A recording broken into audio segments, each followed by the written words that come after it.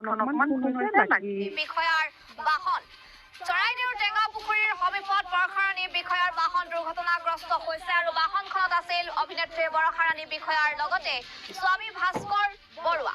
নমস্কাৰ বন্ধু বান্ধৱীসকল, আৰম্ভণিতে আপোনালোকে ভিডিঅ' ক্লিপডোখৰ দেখাৰ পাছত গম পাইছে নিশ্চয় আমাৰ অসমৰ জনপ্ৰিয় অভিনেত্ৰী বৰষাৰাণী বিষয়া আৰু তেখেতৰ স্বামী ভাস্কৰ বৰুৱা পথ দুৰ্ঘটনাত পতিত হৈছে। আৰু ইয়াত দেখিছে বগা ৰঙৰ এখন এল্টো কাৰৰ সৈতে তেখেতলোকৰ গাড়ীখনৰ মুখামুখি সংঘৰ্ষ হয়। আৰু আমি জানিব পাৰিছোঁ ইতিমধ্যে চৰাইদেউ জিলাৰ সাপেখাতি এক অনুষ্ঠান কৰি তেখেতলোকে যোৰহাট অভিমুখে গৈ আছিল। আৰু নিশাৰ কথা যিহেতু বিপৰীত দিশৰ পৰা অহা এখন বগা ৰঙৰ এল্টো কাৰৰ সৈতে তেখেতলোকৰ মুখামুখি সংঘৰ্ষ হয়। আৰু কিমান ভয়ানক এই সংঘৰ্ষ আপোনালোকে নিশ্চয় গাড়ীকেইখন দেখাৰ পাছত অনুমান কৰিব পাৰিছে। আৰু ইয়াৰ পাছত আমাৰো এটা, যিহেতু আমিও বৰষাৰাণী বিষয়াৰ এগৰাকী অনুৰাগী, সেই হেতুকে তেখেতলোকৰ যাতে কোনো ধৰণৰ আঘাতপ্ৰাপ্ত নহয় তাৰ বাবে আমি ভিডিঅ' যোগেদি আশা কৰিছোঁ।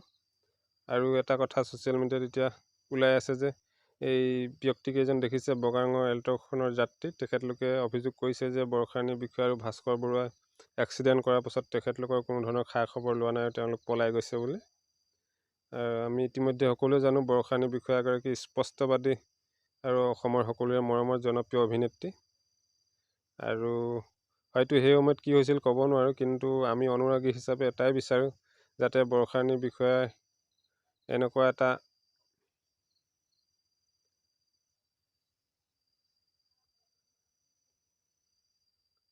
চেকা তেখেতৰ গাত নালাগক, কাৰণ তেখেত এগৰাকী স্পষ্টবাদী অভিনেত্ৰী। হয়তো কিহৰ বাবে পলাই যাব, কাৰণ পলাই গৈ তেখেতনো যাব ক'লৈ।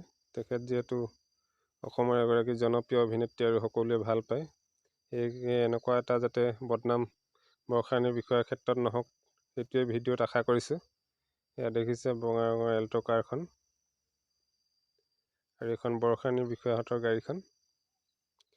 ইতিমধ্যে হয়তো আমি জানিব পাৰিছোঁ টেঙা পুখুৰী আৰক্ষী চকীত দুইখন বাহন আৰক্ষীয়ে জব্দ কৰি ৰাখিছে।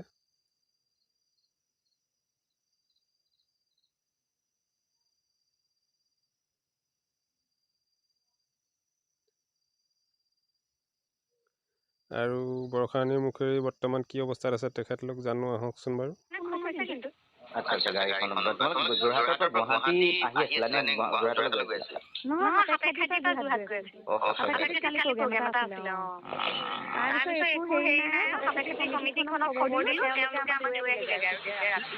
আমি আকৌ পৰিৱেশবিলাক বেয়া হৈ যায় যে। এক্সিডেণ্ট হোৱা বুলি শুনিলোঁ, খবৰটো কি হৈছে? তুমি ঠিকে আছা? দৰ্শকক কি জনাবা?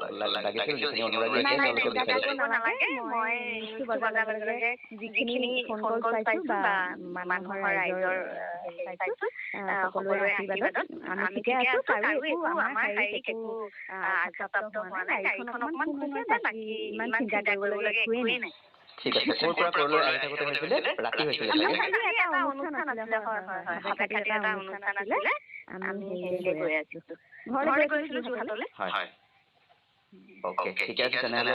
থেংক গড, আমাৰ ফালৰ পৰা শুভেচ্ছা থাকিল। আৰু অনুৰাগী বহুতে ফোন কৰি আছে টিভি চেনেলতো, চবেই এতিয়া গম পাব যে বৰষা ইজ অল ৰাইট। তেনেকৈ কৈ দিব পাৰোঁ এতিয়া। নিশ্চয় নিশ্চয় নিশ্চয়। ঠিক আছে, ধন্যবাদ। Thank U. গাড়ীখনে ফোন হৈছে কিন্তু। আচ্ছা আচ্ছা, গাড়ীখন যোৰহাটৰ পৰা গুৱাহাটী আহি আছিলা নে যোৰহাটলৈ গৈ আছিলা?